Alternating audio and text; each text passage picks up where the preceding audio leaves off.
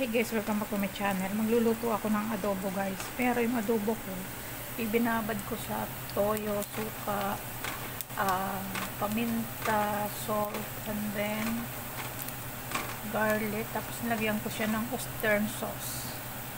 Ayan, binabad ko siya para may lasa. Ayan na guys, nilagay ko na. Ito nga pala guys, nilagyan ko din ng honey.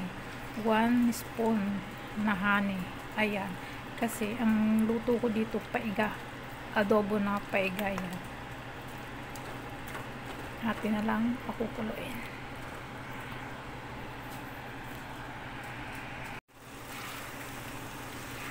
Ari na guys.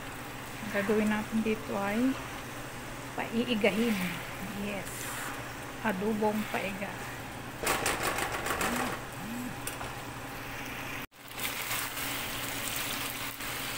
Ayan na guys, iga na siya.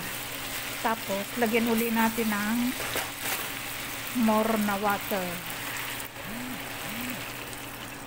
Ayan. Tapos, antayin na lang uli natin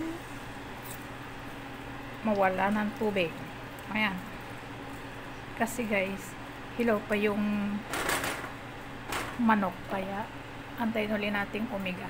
Ayan. Ayan guys, malapit na uli maiga. Pag aray na iga na, luto na siya. Papatayin na natin.